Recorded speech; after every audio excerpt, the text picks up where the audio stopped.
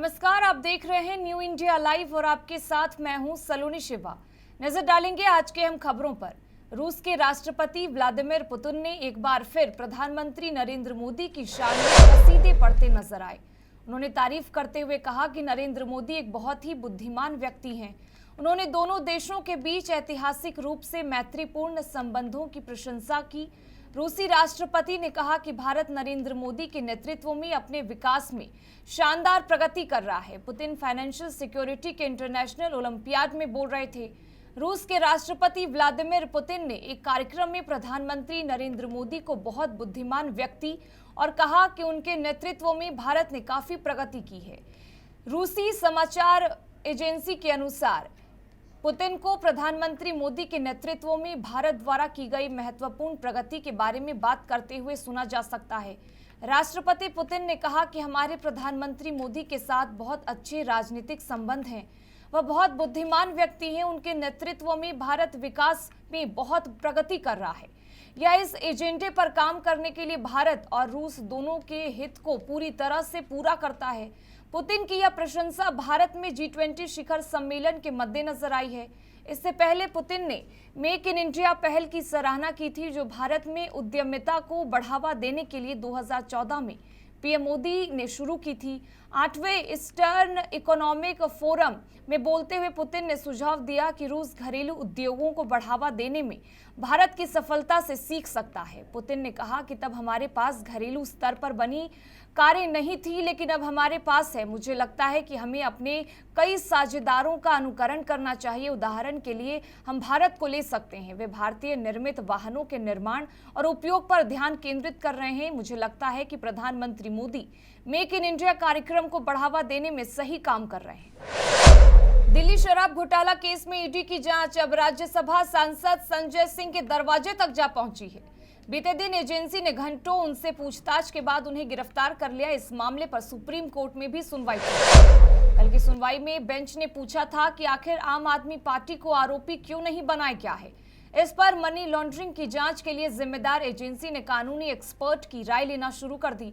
प्रवर्तन निदेशालय इस बारे में सुप्रीम कोर्ट को सूचित करने वाला है कि आम आदमी पार्टी पर भी एक्शन लिया जा सकता है।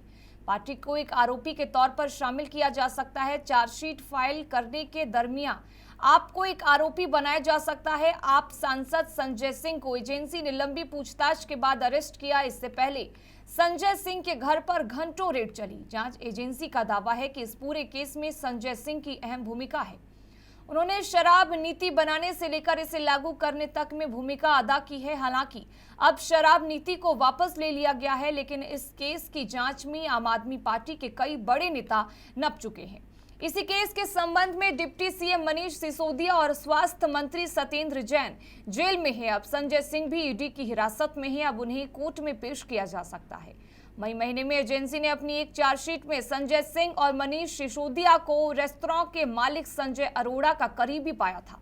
सुप्रीम कोर्ट में आज ईडी बताएगी कि शराब नीति आम आदमी पार्टी को आरोपी बना सकती है या फिर नहीं। किसी भी राजनीतिक दल को आरोपी के तौर पर ठीक उसी तरह शामिल किया जा सकता है जैसे किसी निजी कंपनी को, क्योंकि राजनीतिक दल एक लीगल एंटिटी है। पार्टी के आरोपी बनाए जाने पर उसकी कोर कमेटी के सदस्य जांच के दायरे में आ जाएंगे, जो विधानमंडल या कैबिनेट मंत्रियों से अलग होते हैं। ईडी की जांच का दायरा बढ़ जाएगा। पार्टी पर आर्थिक जुर्माना लगाया जा सकता है। सिक्किम में मंगलवार देर रात बादल फटने के बाद तीस्ता नदी में अचानक बाढ़ आ जाने की वजह से 10 लोगों की मौत हो गई। वहीं 82 लोग लापता हो गए हैं। इनमें सेना के 22 जवान हैं। मामले में पाक्योंग के डिस्ट्रिक्ट मजिस्ट्रेट ताशी चौपेल ने सभी जवानों की मौत की आशंका जताई है। हालांकि अभी तक इसकी आधिकारिक पुष्टि नहीं हुई है। नदी से लगे इलाके में ही आर्मी कैंप था, जो बाढ़ की चपेट में आने के बाद बह गया और यहां खड़ी 41 गाड़ियां डूब गई। आसपास के 4000 लोगों को 5 राहत शिविरों में सुरक्षित पहुंचा दिया गया है।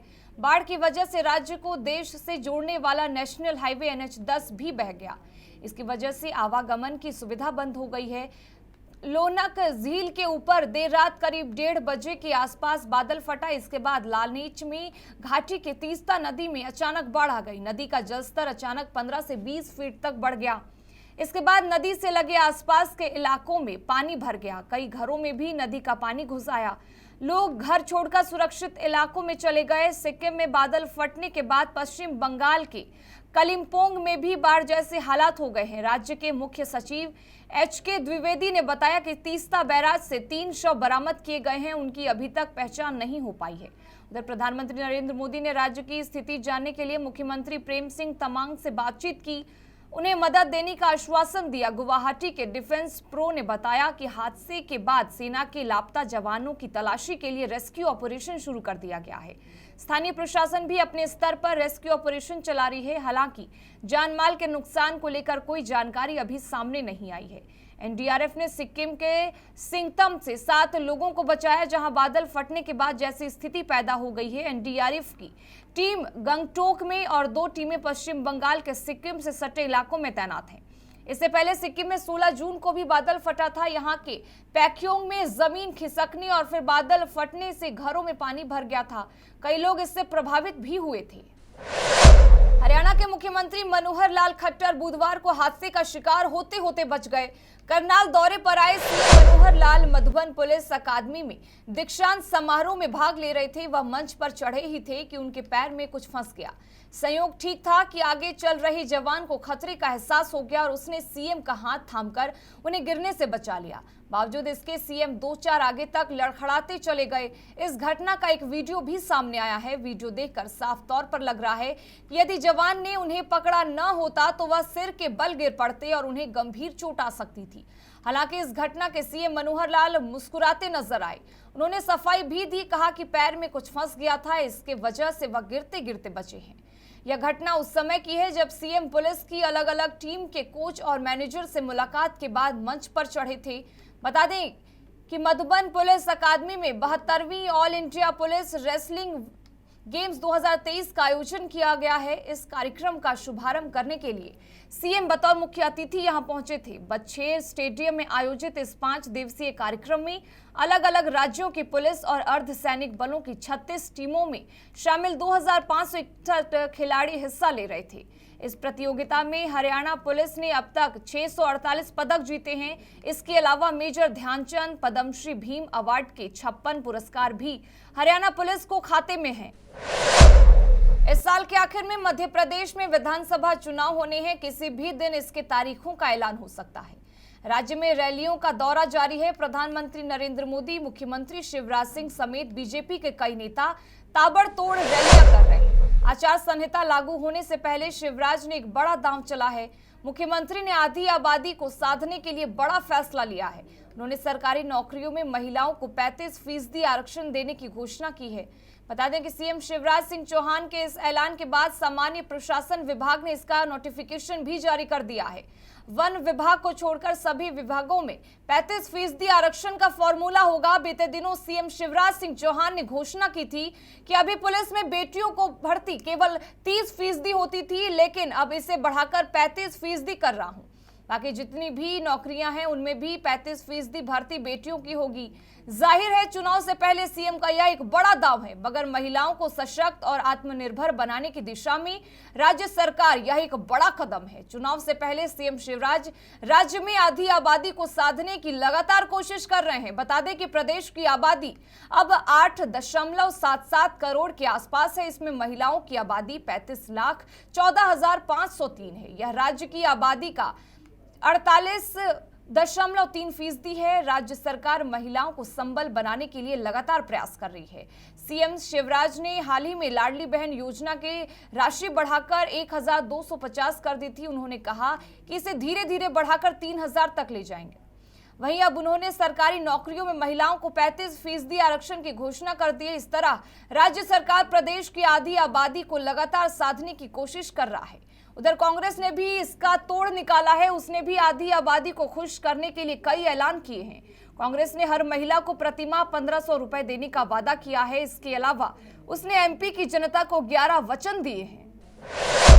अखिल भारतीय ब्राह्मण महासभा के पदाधिकारी और कार्यकर्ताओं ने पिछले कुछ दिनों में उत्तर प्रदेश में ब्राह्मण परिवार के कई लोगों की हत्या पर नाराजगी जताते हुए प्रधानमंत्री मुख्यमंत्री को संबोधित ज्ञापन एसडीएम न्यायिक को सौंपा है। अखिल भारतीय ब्राह्मण महासभा के राष्ट्रीय अध्यक्ष श्याम नारायण चौबे की अगुवाई में दर्जनों की संख्या में ब्राह्मण समाज के लोग और कार्यकर्ता जनपद मुख्यालय पर इकट्ठा हुए और वहां से जुलूस की शक्ल बनाकर कलेक्ट्रेट पहुंचे। ज्ञापन देने के बाद अखिल भारतीय ब्राह्मण महासभा के राष्ट्रीय उपाध्यक्ष श्याम नारायण चौक ने कहा कि प्रयागराज, सुल्तानपुर और देवरिया में जिस तरह से ब्राह्मणों की हत्याएं हो रही है, इससे ब्राह्मण समाज अपने आप को सुरक्षित महसूस नहीं कर रहा है। उन्होंने खासतौर से देवरिया जिले में कल हुई एक ब्राह्मण परिवार की हत्या पर अफसोस जताते हुए कहा कि अगर वहां का जिला प्रशासन जल्द ही दोषियों के खिलाफ कोई कार्रवाई नहीं करता है, साथ ही पीड़ित परिजनों को न्याय नहीं देता है, तो अखिल भारतीय ब्राह्मण महासभा सड़क से सदन तक संघर्ष करने के लिए मजबूर होगा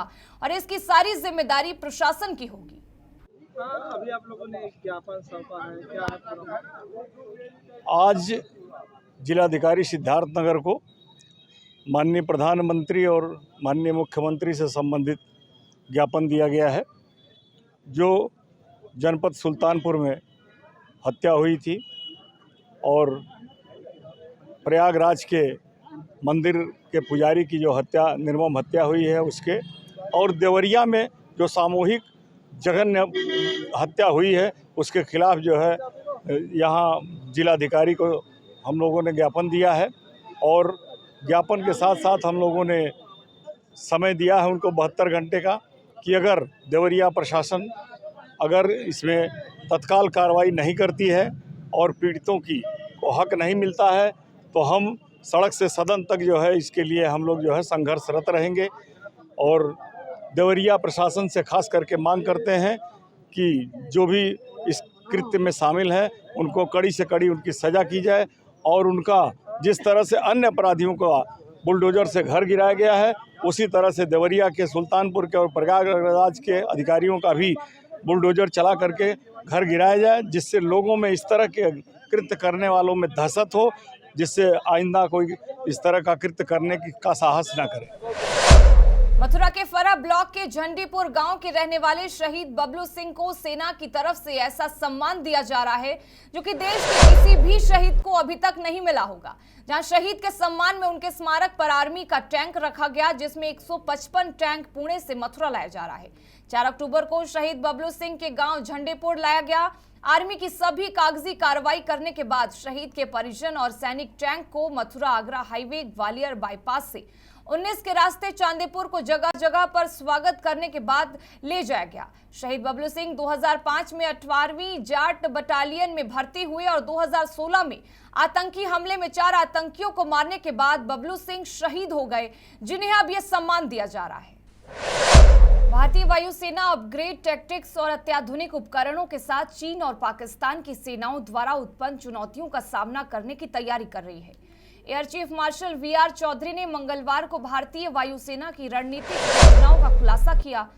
उन्होंने कहा कि अगले 7 से 8 सालों में आईआईएएफ में 2.5 से 3 लाख करोड़ रुपए के लड़ाकू विमानों, हेलीकॉप्टरों, मिसाइलों और रडार को शामिल किया जाएगा। भारतीय वायुसेना की प्रमुख रणनीतियों में से एक चीन के साथ 3,448 किलोमीटर लंबी वास्तविक नियंत्रण रेखा पर स्थिति की निरंतर निगरानी करना है। यह निगरानी खुफिया, सर्विलांस और जासूसी की जाती है। अप्रैल-मई 2020 में पूर्वी लद्दाख में सैन्य टकराव के बाद से चीन ने भारत के सामने अपने हवाई अड्डों को काफी बढ़ाया है और रडार और सतह से हवा में मार करने वाले गाइडेड हथियारों का नेटवर्क तैनात किया है। हर एक परिस्थिति का मुकाबला करने के लिए आईएएएफ ने एलएसी पर लो लेवल ट्रांसपोर्टेबल रडार सहित एसएडीडब्ल्यू और रडार भी तैनात किए हैं। अब ये दुश्मन के इलाके तक अपनी पहुंच बढ़ाने के लिए पहाड़ी रडार की तलाश कर रहे हैं। दूसरी ओर पीपुल्स लिबरेशन आर्मी एयरफोर्स के पास भारतीय वायुसेना की तुलना में फाइटर प्लेन और बॉम्बर्स की संख्या 4 गुना से भी अधिक है। भारत के खिलाफ पाकिस्तान और चीन के बीच समन्वय के संबंध में एसीएम चौधरी ने इस बात पर प्रकाश डाला कि पाकिस्तान अब चीनी JF-17 थंडर मल्टीपर्पज लड़ाकू विमानों का प्रोडक्शन कर रहा है। साथ ही 25 एडवांस J-10C जेट भी जोड़ रहा है। इसके अलावा दोनों देश संयुक्त अभ्यास करते हैं। उनका शाहीन अभ्यास पिछले महीने से उत्तर पश्चिम चीन में हो रहा है। इन चुनौतियों के बावजूद एसीएम चौधरी ने भारतीय वायुसेना की क्षमताओं पर भरोसा जताया। अगले वर्ष 1.72 लाख करोड़ रुपए के अनुबंधों के साथ भारतीय वायुसेना की लड़ाकू क्षमताओं को मजबूत करने की योजना पर काम चल रहा है। इसमें फरवरी 2021 में हिंदुस्तान एरोनॉटिक्स के साथ अनुबंध के तहत पहले से ही ऑर्डर किए गए 83 लड़ाकू विमान शामिल हैं। इसके अलावा 97 और तेजस मार्क 1A लड़ाकू विमानों को भी खरीदा जाएगा। 1.2 लाख करोड़ रुपए की लागत वाले 180 तेजस मार्क 1A जेट के अधिग्रहण का उद्देश्य लड़ाकू स्क्वाड्रनों की संख्या में कमी को दर्शा रहा है, जो मौजूदा समय में 31 है, जबकि कम से कम 42 की जरूरत है। शेष 60 मिग 21 बाइसन 2025 तक रिटायर होने वाले हैं। इसी के साथ फिलहाल इस बुलेटिन में बस इतना ही, लेकिन तमाम खबरों के लिए बने रहें हमारे साथ और देखते रहें न्यू इंडिया लाइव।